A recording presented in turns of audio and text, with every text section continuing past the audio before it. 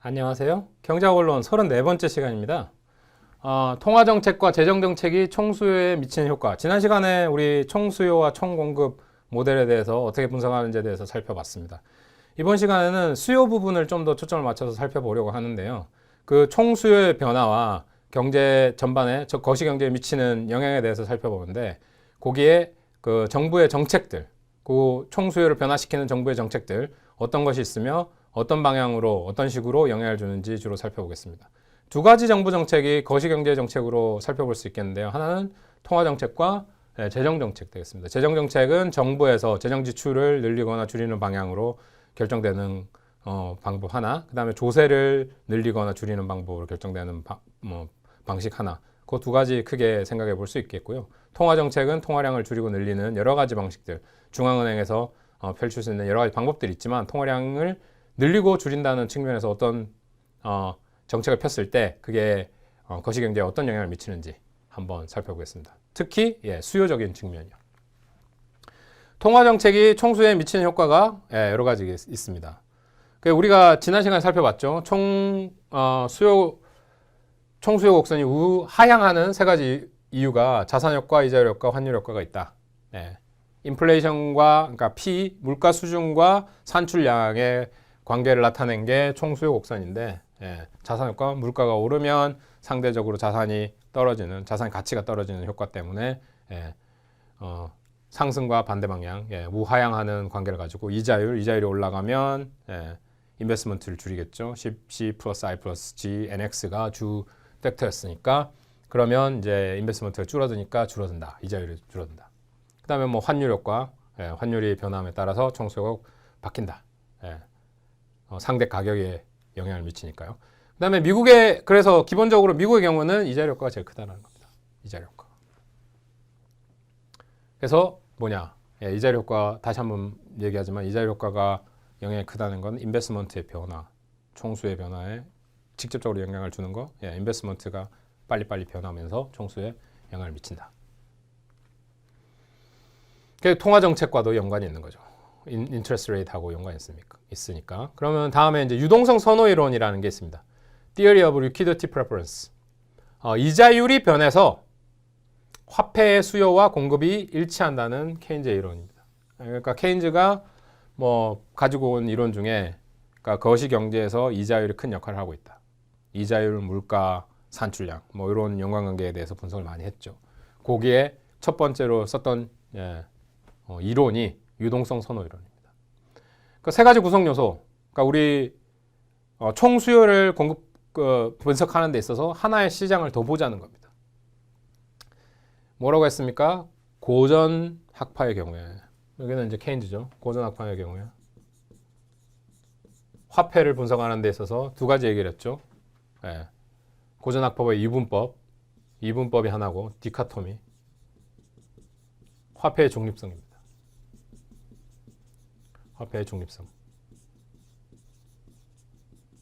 그래서 이 두 가지의 요지를 살펴보자면, 화폐 시장은 실질 시장에 영향을 미치지 못한다. 영향을 전혀 주지 못한다. 근데 여기에 반대되게 케인즈는 유동성 선호 이론을 통해서 이 세 가지 요소를 거시경제를 분석하는데 도입을 했습니다. 화폐 수요, 화폐 공급. 화폐 시장의 균형이 수요 공급에 대해서 오고, 여기 기본적인 아이디어는 유동성을 선호한다는 측면의 아이디어가 되겠습니다. 유동성이 뭡니까? 빨리 캐시화해서 바로바로 쓸 수 있게 만드는 거죠. 그래서 화폐와 공급 수요, 화폐 시장의 균형을 통해서 이게 아니다라는 주장을 케인즈가 하고 있는 거죠. 화폐 시장이 실질 시장에 영향을 미칠 수 있다. 왜? 어떤 경우? 단기적인 경우요.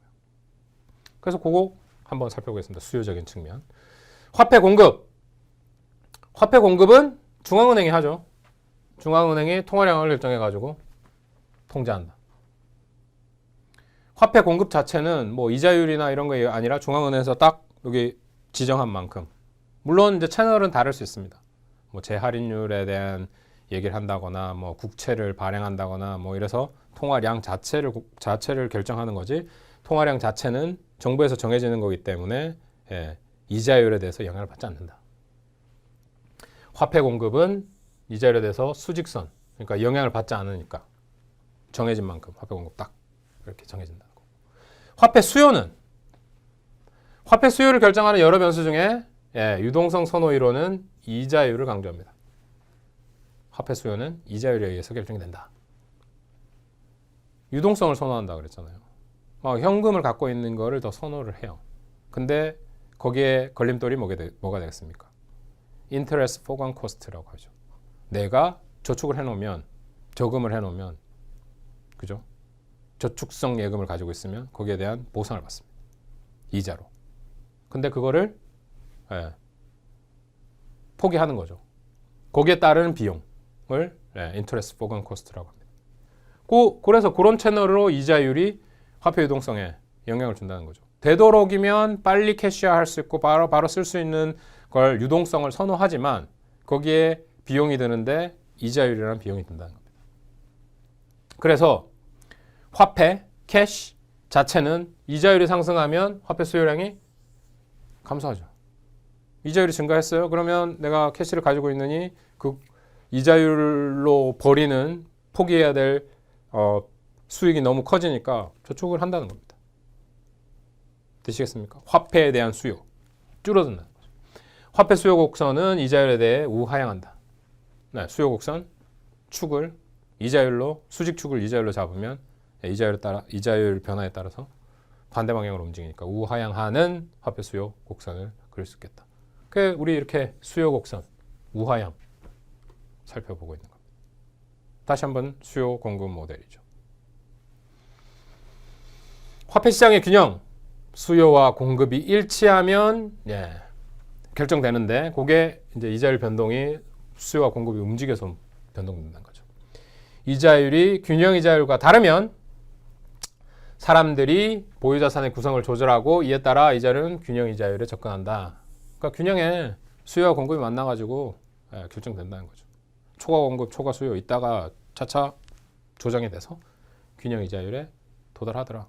화폐 시장 균형, 화폐 시장의 수요, 화폐 시장의 공급 만나서 균형이 결정되더라. 그래서 이자율이 균형 이자율이 그렇게 결정된다는 것을 보여줍니다. 그래프로 보시면 이자율이죠. R입니다. 여기는 통화량 M이죠. 그럼 균형 통화량 정해지잖아요. 중앙은행이 딱 찍어서 얘기합니다.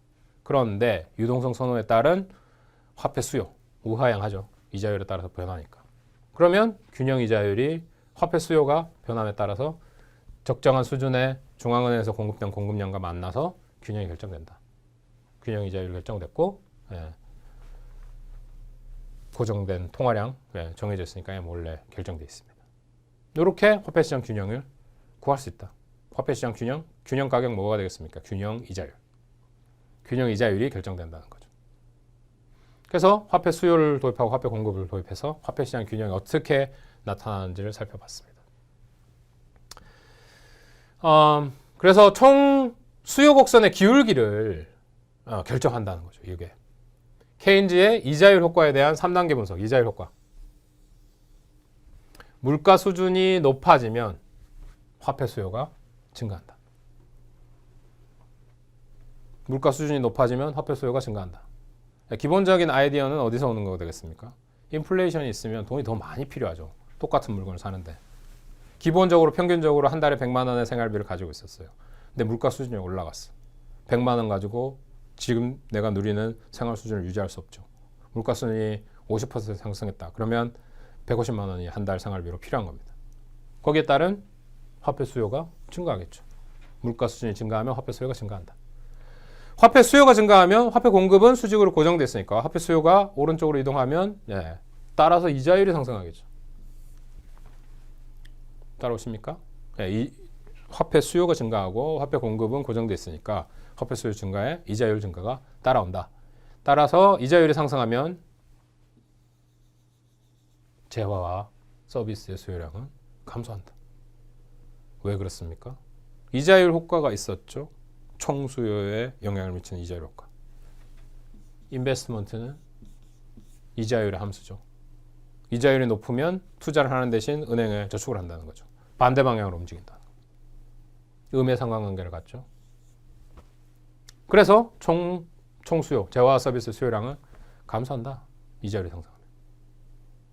그런 메커니즘을 가지고 있다는 겁니다. 총수요와의 관계.